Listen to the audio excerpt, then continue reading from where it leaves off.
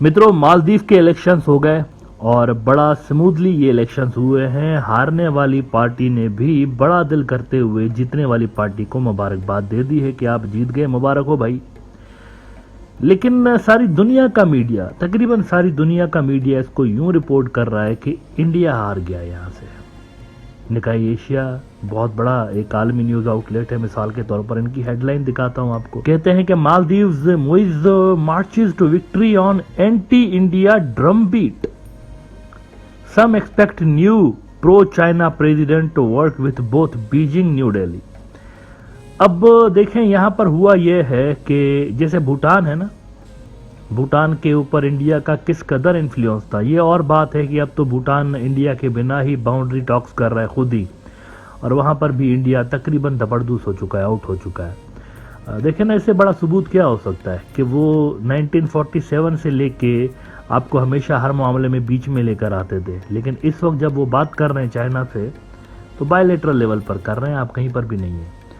तो बिल्कुल ये भी ऐसा ही था कुछ। मालदीव जो था ये भी कुछ ऐसा ही था। इंडियन मिलिट्री की वहां पर प्रेजेंस इटसेल्फ बता रही है ना कि किस कदर वहां पर इन्फ्लुएंस होगा इनका। बल्कि ये जो सितंबर में इलेक्शंस हुए हैं उससे 2-3 महीने पहले मई के अंदर राजनाथ वहां गया था। वहां जाके इसने कुछ प्रोजेक्ट्स का इफ्तिताह किया था, जिसमें एक वो भी प्रोजेक्ट था जिसके लिए अब्दुल्ला यामीन अब्दुल कयूम की पार्टी बोल रही थी कि ये मिलिट्री बेस है असल में इंडिया का। द डिप्लोमेट मई का आपको दिखाता हूं।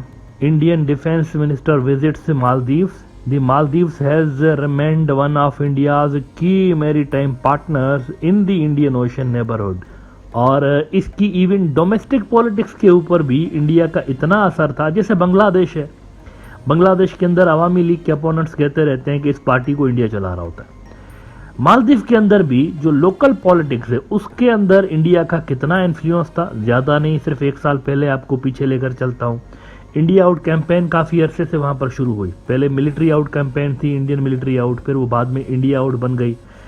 तो इंडिया ने उस कैंपेन के ऊपर बैन लगवा दिया था, इतना इंडिया का इन्फ्लुएंस था। वायर इंडिया का न्यूज आउटलेट आपको गुज़िश्ता साल का दिखाता हूं।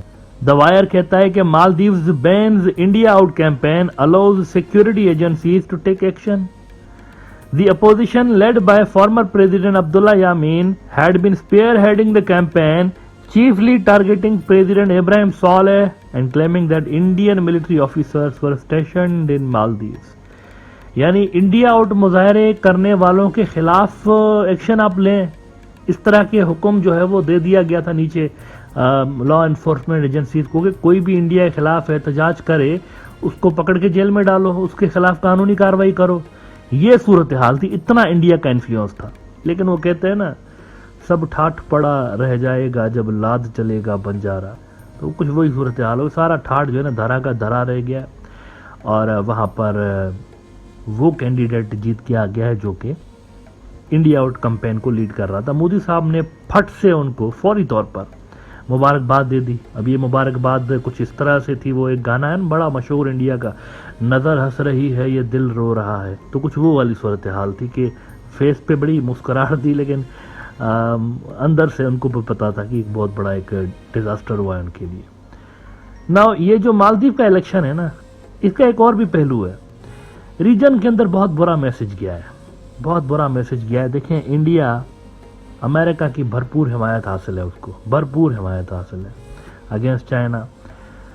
और इस भरपूर हिमायत के बावजूद भी अगर आप नोट करें तो हुआ क्या है, नेपाल के अंदर कम्युनिस्ट आ गए हैं, उधर बैठे हुए कम्युनिस्ट आ गए वहाँ पे, वो भी प्रो इंडिया गवर्नमेंट उनकी जो थी वो भी धपड़धूस होगी, कम्युनिस्ट आ गए। उसके बाद भूटान के अंदर ये सूरत हाल हो गई कि वो खुद इंडिया को आउट करके और खुद ही अपने मामलात देख रहे हैं। मालदीव के अंदर ये हो गया है। और इसके साथ साथ श्रीलंका में वो जो राजा पक्सास थे, याद करें, जिनके इंडिया के साथ बड़े ज़बरदस्त दोस्ताना रिलेशन थे, पर्सनल उनकी दोस्तियां थी इंडिया के साथ, इंडियन पॉलिटिशियंस के साथ भी, वो भी धपड़धूस हो गए। ये 2-3 साल के अंदर अंदर सारा खेल ही तब्दील हो गया है। तो मुझे बताएं कि अमेरिका क्या सोच रहा होगा इस वक्त, मतलब उनके इंटेलेक्चुअल्स, उनके एनालिस्ट, उनके जो पॉलिसी मेकर्स हैं वो क्या सोच रहे होंगे कि हमने सारा कुछ इनको जितना हम सपोर्ट कर सकते हैं, किसी भी मुल्क को जितना कर सकते हैं उतना इनको किया हर मामले में, और रिजल्ट सामने ये आ रहा है। कि एक के बाद एक इनके अपने नेबरहुड के मुल्क जिनके साथ इनकी बाउंड्रीज लगती हैं वो धपड़धूस हुए हैं सारे के सारे हमारी असिस्टेंस के बावजूद। यानी एक तो खुद तो बिल्कुल वो इंडिया compete नहीं कर सकता ना अकेले बलबूते पे चाइना के साथ, लेकिन अमेरिकन असिस्टेंस के बावजूद ये सूरत हाल है कि तकरीबन सारा ही पड़ोस हाथ से निकल जा चुका है। म्यांमार के अंदर तो पहले से ही वो सबसे पहले शुरुआत तो उधर से ही हुई थी ना, ये जो आंग सान सू की साहिबा थी वो प्रो इंडिया थी, वो धपड़धूस हुई, शुरुआत तो यहाँ से हुई थी। आखिरी सिर्फ बचा हुआ है बांग्लादेश। ना बांग्लादेश के इलेक्शंस भी बड़े इंपॉर्टेंट है। अगर ये फ्री एंड फेयर इलेक्शंस होते हैं तो एनीथिंग कैन हैपन, कुछ भी रिजल्ट आ सकता है। लेकिन अगर पिछले 2 इलेक्शंस की तरह होते हैं तो उसको सेल कैसे किया जाएगा अमेरिका को और वेस्ट को, मतलब दुनिया को भी तो दिखाना है ना कि कुछ तो क्रेडिबिलिटी है इलेक्शंस की। वेस्ट वाले ऑलरेडी अवामी लीग के ऊपर दबाव डाल रहे हैं। तो आखिरी सिर्फ ये एक महाज रहता है बांग्लादेश का। बाकी आप पूरे रीजन में अगर देखें तो इंडिया इनसर्कल हो चुका है एक तरह से, मतलब हर जगह पे चाइना वहाँ पर आ गया। बड़ा महारत के साथ चाइनीज ने यहाँ पर अपने कार्ड खेले और यहाँ पर इंडिया को इनसर्कल उन्होंने किया हुआ है। एट द सेम टाइम ये भी याद रखें कि खुद अमेरिका के अंदर इलेक्शंस होने वाले हैं, तो अमेरिकन से मेरा नहीं ख्याल कि इलेक्शन से थोड़ा अरसा पहले ही कोई मेजर पॉलिसी डिसीजन इस वक्त लेने की पोजीशन में है। मेरे ख्याल से इस वक्त दोनों जो पार्टियां हैं वहाँ पर मेन डेमोक्रेट्स और रिपब्लिकन्स, दोनों का सारा जो ध्यान होगा, सारी की सारी जो तवज्जो होगी मेरे ख्याल से वो इलेक्शंस के ऊपर होगी। और आई डोंट थिंक कि वो यहाँ पर इंटरेस्टेड होंगे कोई बड़े डिसीजंस लेने के लिए इंडिया की फेवर में। कोई बड़ी मेरे ख्याल से ऐलान इस वक्त वो नहीं कर सकते। अच्छा, इवन यूक्रेन की जंग के हवाले से भी वो नहीं कर सकते, क्योंकि देखें इनके खुद के इत्तेहाद ही देखिए। आज ऋषि सुनाक ने कहीं पे कहा है कि भाई हम यूक्रेन में फौज तो भेज ही नहीं सकते, और ये भी इतलात आ रही है कि बहुत सारे वेस्ट के ममालिक ऐसे हैं जो कि अब रिकन्सिडर करने जा रहे हैं कि मिलिट्री असिस्टेंस जो इतनी अनलिमिटेड तकरीबन मिलिट्री असिस्टेंस भेज रहे थे उनको यूक्रेन वालों को अमेरिकन पैसों पे, तो वो भी रिकन्सिडर कर रहे हैं कि इनको देनी चाहिए या नहीं देनी चाहिए, क्योंकि फ़ायदा तो कोई नहीं हो रहा। रशिया की सेहत पे क्या असर पड़ा है?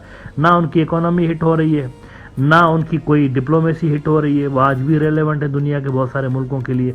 प्रॉब्लम्स तो इनके खुद के लिए हुए हैं, मतलब एनर्जी क्राइसिस तो इनके लिए पैदा हुए हैं, फूड क्राइसिस तो इनके लिए पैदा हुए हैं वेस्ट वालों के लिए। रशिया को क्या हुआ है? आपको पता है जर्मनी की इकोनॉमी रिसेशन में जा रही है, तो वहाँ पर ये सेकंड थॉट आ रही है बहुत सारे मुल्कों के अंदर। आज स्लोवाकिया के अंदर भी प्रो रशिया, नेटो का मुल्क है स्लोवाकिया, प्रो रशिया कैंडिडेट जीत गया है, उनका प्रेसिडेंट बनने जा रहा है, और उसने भी पहले से ही ऐलान कर रखा है कि हम ये यूक्रेन वाली जंग में जो है वो इस तरह सपोर्ट नहीं करते। तो वहाँ नेटो का मुल्क जो है वहाँ पर प्रो प्यूटिन बंदा आ गया, प्यूटिन का बड़ा करीबी दोस्त है, वो आ गया वहाँ पर प्रेसिडेंट बन के। तो हालात वहाँ पर भी चेंज हो रहे हैं। अमेरिका इस रीजन में, हमारे रीजन में मेजर पॉलिसी डिसीजन मेरे ख्याल से इलेक्शन तक नहीं लेगा। इलेक्शन के बाद देखते हैं, अगर सैम बाइडेन सरकार आती है तो फिर उनकी पॉलिसीज में तसलसल थोड़ा सा देखने को मिलेगा। लेकिन अगर दूसरी पार्टी आ जाती है तो उनकी तो बिल्कुल ही डिफरेंट पॉलिसीज होंगी, और इंडिया के लिए तब मज़ीद मुश्किलात मेरे ख्याल से रीजन के अंदर पैदा हो सकती हैं।